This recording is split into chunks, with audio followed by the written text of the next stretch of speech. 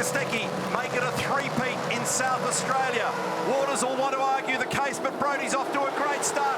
And have a go at Percat. Percat grabs a gear on the outside and he is rocketing towards turn one. He's got great velocity. He has the opportunity to potentially lead this into the first corner. Percat on the outside, Brody on the inside, then it's Randall, then it's Waters. A fast-charging shell car in the background here as well as they push and shove in the background. Cleanly through one, cleanly through two, very tight, congested through three. It's Kostecki, Percat, Randall, Waters and Payne.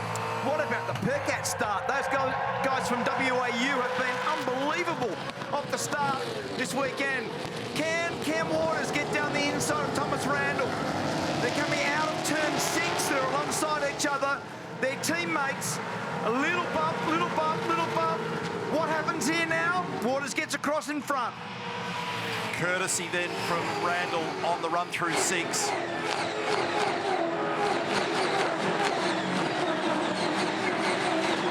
Thomas saw him coming right at the last moment, opened up the steering, tried to keep the battle alive all the way into turn 7, and then eventually tucked it in behind. So it's lights on, head down for Cam Waters. He's after them. How's this? Perfect torque conversion. No wheel spin at all. That was a blinder. That was a drag racing start for Nick Percat. Look at the pace the thing's got.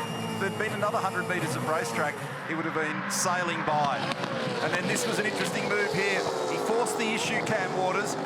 Thomas saw him coming, gave him a car width, and then there wasn't a lot of space on the outside. There was a tiny bit of push and shove back in the pack. This is on board now, so this is the move. And all that's completely fair. He's got down there really nicely. Thomas has given him enough room.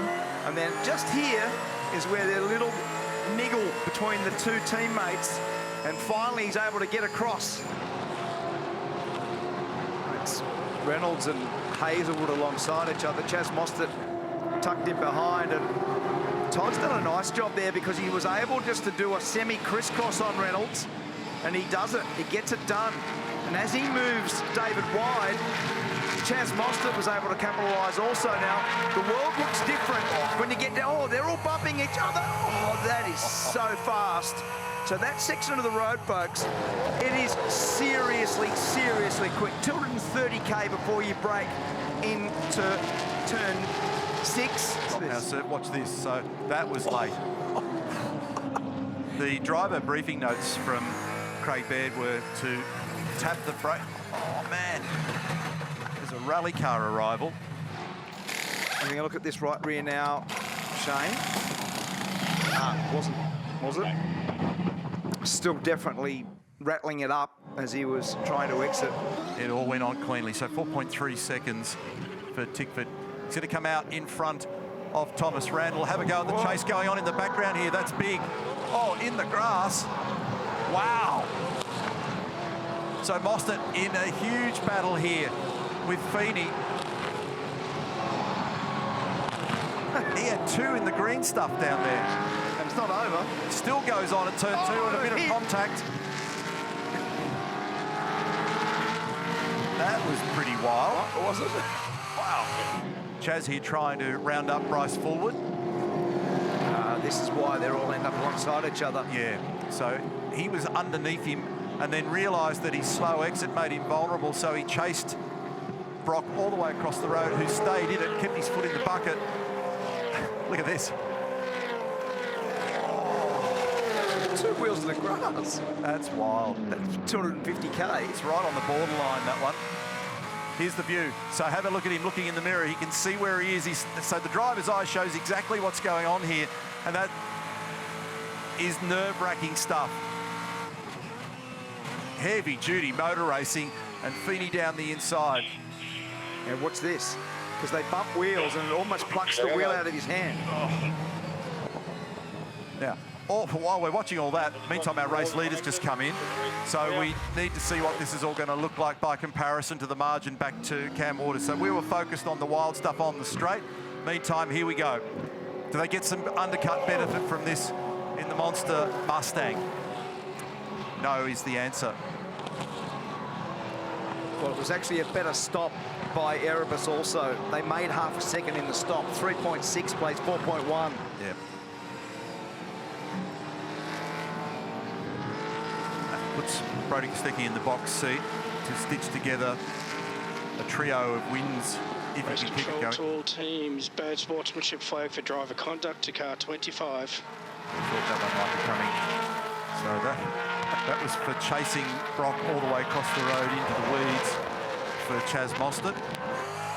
0.8 of a second is the margin.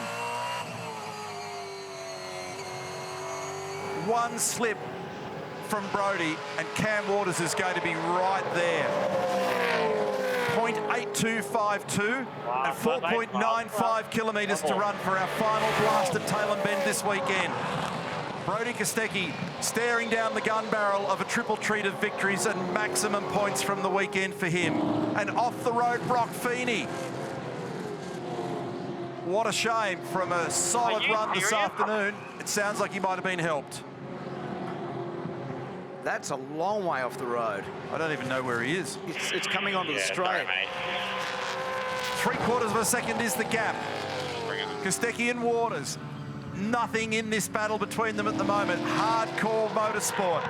Lines it up for the run down the hill for the final time. Both of them just using the most delicate of touch to try and make sure that they can stroke these things home. Waters was 3.5 tenths faster on the previous lap. Again, you can see that margin. He's driving the wheels off this monster Mustang at the moment. You've got to give Cam A for effort. Yep. He is throwing everything at it. You can sense it from the body language of the car. You can see the way that it's sliding. He's flicking the lights on. He's trying to play a distraction game if he can. He's throwing everything he's got to try and crush down the margin. He came here this weekend with 2 victories to his credit with Tickford. He would dearly love to be able to win this one, but I think Brody's going to bring it home. 14 and 15 for the last time. Down this little undulation. Still 0.7 of a second. He has a think about it and a look. He shows the nose. He's trying to create any form of distraction, but this guy's focus is rock solid. Kostecki is not going to move his focus on the task as he comes out of the final corner. Brody Kostecki lines it up and stitches together a magnificent drive and a great weekend of maximum points. This is the replay. So there's David, and then bang, hit, contact, and spin across that wet grass, and finally he lands in the sand trap. That has implications in the points when you think where he's now dropped into the field. 15-second time penalty to car 26 for a driving infringement. So David Reynolds has copped a penalty for contact with Brock Feeney. Just over 0.9 of a second is the gap between Brody and Cam at the end of it. Great race at the back end from Thomas Randall.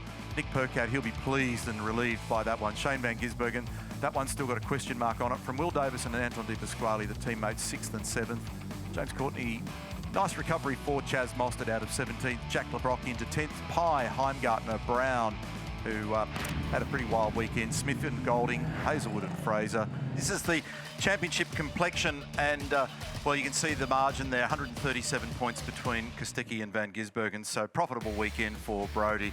No change really other than the fact that Cam Waters, because of the strong performance in that one, has shuffled up the order ever so slightly. Will Davison also looking okay there inside the top 10.